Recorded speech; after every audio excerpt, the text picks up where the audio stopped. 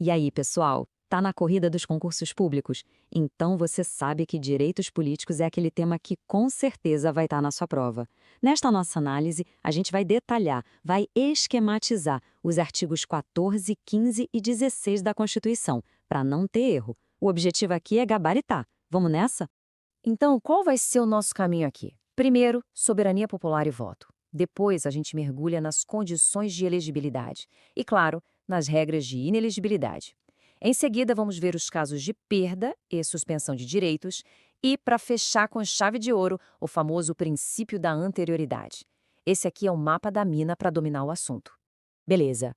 Vamos começar pelo começo. Pela base de tudo, né? De onde, afinal, vem o poder no Brasil? A Constituição responde isso logo de cara, com o conceito de soberania popular. Olha, a Constituição já começa o artigo 14 mandando recado. Todo poder emana do povo. Isso tem que estar na cabeça. E esse poder, ele pode ser exercido de duas maneiras, basicamente. De forma indireta, que é quando a gente elege nossos representantes, ou de forma direta, usando algumas ferramentas que a própria lei maior nos entrega. E aqui estão elas, as 3 formas de a gente exercer o poder diretamente: plebiscito, referendo e iniciativa popular. É fundamental, mas fundamental mesmo, entender a diferença entre eles, porque as bancas de concurso adoram criar questões para confundir a galera com esses 3. Agora, a pegadinha clássica de prova, aquela que derruba muito candidato desatento. Para nunca mais esquecer, anota o macete.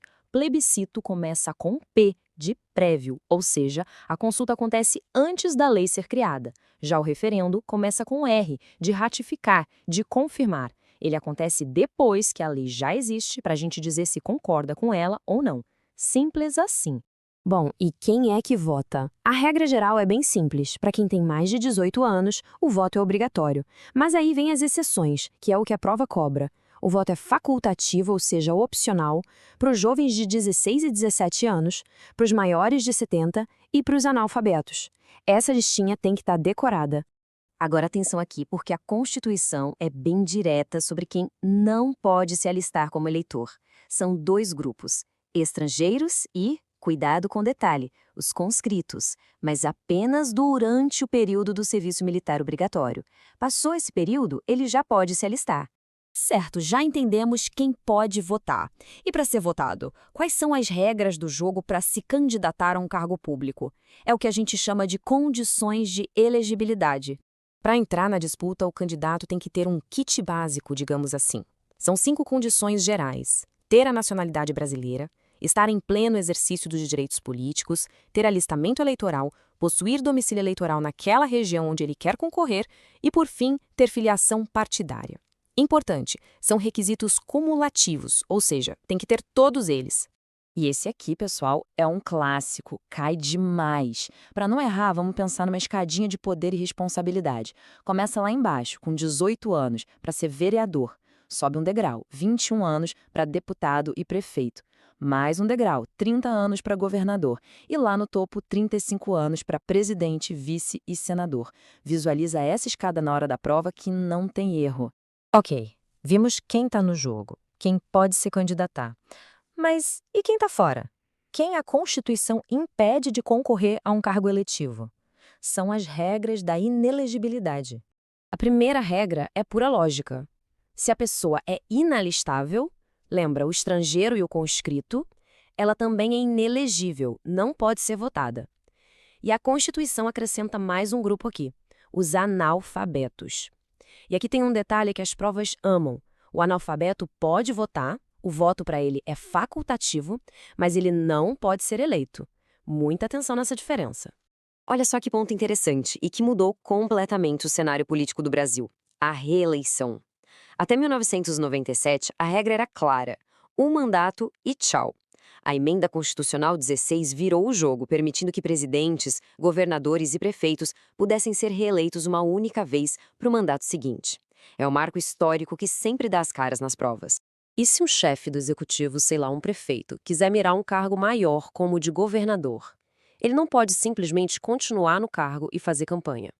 A Constituição exige que ele se desincompatibilize, ou seja, ele precisa renunciar ao cargo 6 meses antes da eleição. A ideia é garantir um jogo mais justo, evitando o uso da máquina pública para se promover. Aqui a Constituição tenta barrar o famoso nepotismo eleitoral. A regra é a seguinte: na área de jurisdição do chefe do executivo, o cônjuge e os parentes próximos dele são inelegíveis. Mas, como sempre, tem a exceção, que é a pegadinha de prova. Se esse parente já tem um mandato e está concorrendo à própria reeleição, aí ele pode. Agora, um ponto que confunde muita gente: a candidatura de militares. A chave para entender isso é o tempo de serviço. O número mágico aqui é 10 anos. Se o militar tem menos de 10 anos de serviço e quer se candidatar, ele tem que dar adeus à carreira militar. Se ele tem mais de 10 anos, ele é afastado temporariamente e, caso seja eleito, vai para a reserva, para inatividade quando for diplomado. Beleza, agora a gente entra num tópico mais pesado: as situações em que alguém pode perder ou ter suspenso seus direitos políticos.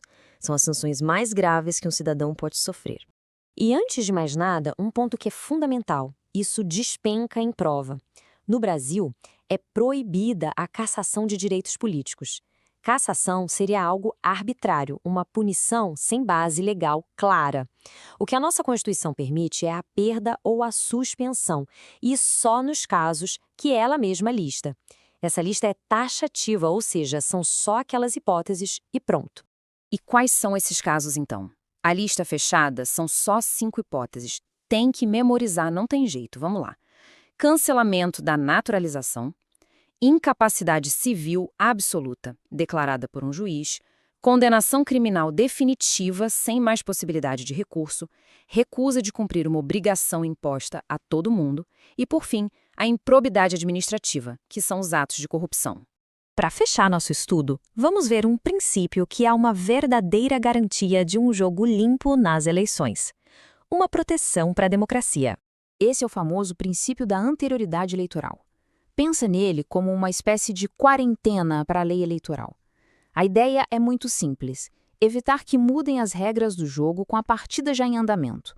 Qualquer lei que mexa no processo eleitoral precisa esfriar por 1 ano antes de poder ser aplicada. O texto não deixa dúvida, né? A lei nova fica na geladeira por 1 ano. Isso garante que todos os partidos, todos os candidatos conheçam as regras do campeonato com muita antecedência, garantindo segurança jurídica e isonomia na disputa. Então, para a gente fechar o raciocínio, por que esse princípio é tão importante? Porque ele impede o casuísmo, impede que o Congresso mude uma regra na véspera da eleição para beneficiar um grupo específico. Ele é um pilar da nossa democracia, que garante previsibilidade e justiça. Entender isso bem não só garante o ponto na prova, mas também nos faz entender melhor como o nosso sistema funciona. É isso aí e bons